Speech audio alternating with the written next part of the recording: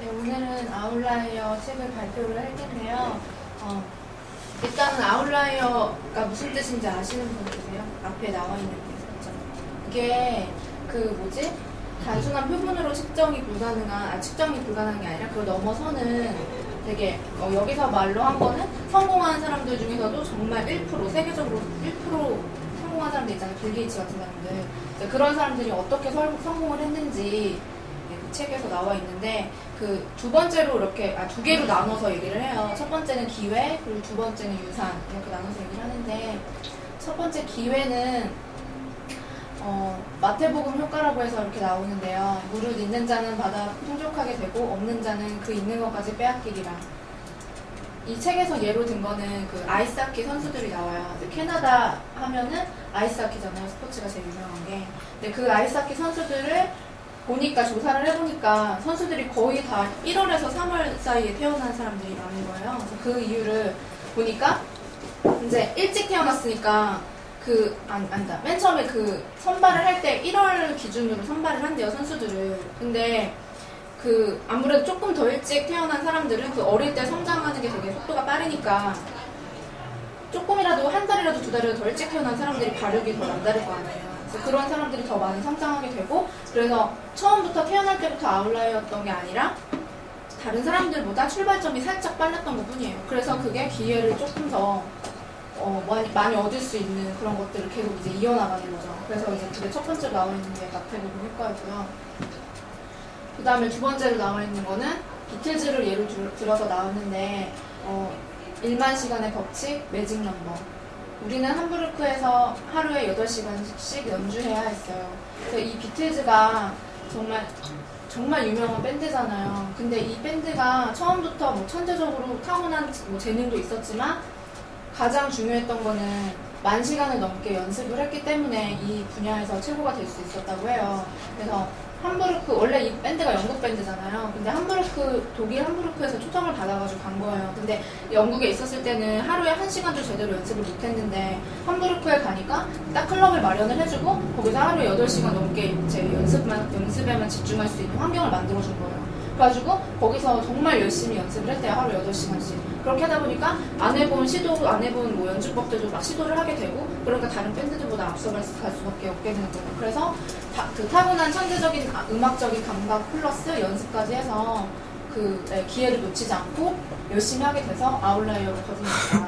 그 얘기고요. 그 다음에 세 번째로 나오는 거는 위기에 빠진 천재들. 한 소년의 높은 IQ는 수많은 영리한 소년과 만났을 때 거의 도움이 되지 않는다. 그러니까 우리는 대부분 그렇게 생각하잖아요. 그러니까 성공하는 사람들은 나보다 엄청 똑똑할 거고, 태어났을 때부터 나보다 IQ가 엄청 높을 거다. 그러니까 천재적으로 그런 거 이렇게 선천적으로 타고난 것만으로도 나를 이길 거다. 그렇게 생각을 하기 때문에 좀 약간 어떻게 보면 합리화시키는 건데, 그렇게 많이 생각을 하잖아요. 근데 이 책에 나와 있는 거 보니까 IQ라는 거는 그냥 예를 들어서 내가 농구 선수가 되고 싶은데 키가 막 150 몇이에요. 농구도 못하잖아요. 그러니까 대신에 180, 190 어느 정도 기준은 돼야 될 거 아니에요. 아무리 못해도 180은 돼야 될 거 아니에요. 그래서 그 기준이 IQ라는 거예요. 그래서 어느 정도 일정 수준만 되면 그 이상하고는 별로 차이가 없다는 거. 그래서 예를 들면 115 정도? 그 정도 이상부터는 별로 차이가 없다는 거죠. 물론 130하고 180은 또 엄청 차이가 있겠지만, 그래도 성공하고 어떤 성취라는 데 있어서 직접적으로 연관이 미치는 거는 그렇게 많이 없다고 해요. 그래서 중요한 거는 그런 IQ가 아니다. 성격이나 인격적인 거, 나중에 후천적으로 습득되는 것이 훨씬 크다고 책에 나와 있더라고요. 그리고 네 번째로 나오는 거는 랭건과 오펜하이머의 결정적인 차이. 장기간 협상 끝에 오펜하이머의 정합적인 결정되었다. 이게 뭐냐면, 이제 크리스토퍼 랭건이라는 사람이 미국에서 굉장히 똑똑한 사람이라고 하는 사람인데요. 이 사람이 IQ가 190이래요. 그래서 아인슈타인이 150이었는데 그 사람보다 아인슈타인보다도 더 뛰어난 IQ를 가지고 있음에도 불구하고, 아까 승희 오빠가 말씀하셨듯이 지금 목장하고 있어요. 그래서 별로 이렇게 뛰어나게 엄청난 그런 파급 효과를 막 미친 그런 사람이 아니에요. 지금 보면 IQ로만 따지면 이 사람은 성공해야 되는 건데 그렇게 되지 못했어요. 근데 반면에 오펜하이머라는 사람은 이 사람은 이 사람도 물론 같은 이 사람하고 같이 똑같이 천재긴 했는데 이 사람은 실용지능이라는 걸 갖고 있었던 거예요. 그래서 사회가 사랑하는 인간의 요건. 그래서 내가 어떤 시기에 언제 누구한테 어떻게 말을 해야 되는지를 아는 거. 그래서 상황을 딱 판단을 하고 어떻게 말을 해야 되는지,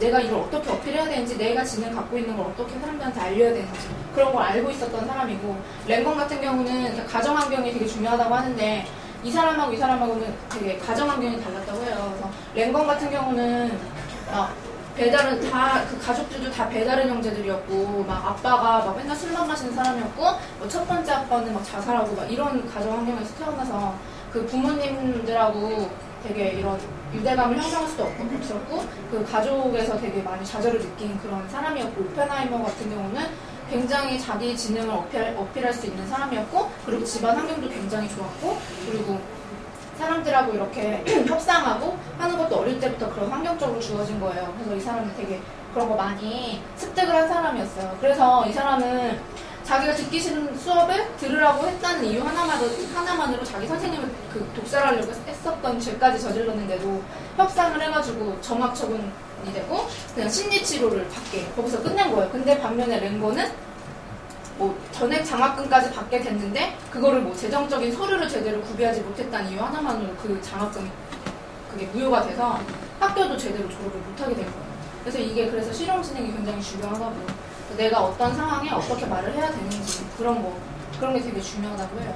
그래서 똑같은 천재지만 결과는 완전 달라질 수 있다는 거, 그 얘기가 나와 있어요. 그 다음에 크게 두 번째로 나오는 게 유산인데요. 이제 유산은 문화적 유산의 힘은 강력하며 뿌리 깊게 박혀 있어 오래도록 지속된다. 또한 문화적 유산은 세대를 넘어 지속되는 것은 물론 그것을 탄생시킨 경제적, 사회적 배경이 소멸된 이후에도 살아남는다. 나아가 우리가 세계를 이해하는 방식을 결정함으로써 우리의 태도와 행동을 결정한다. 그러니까 그런 거예요.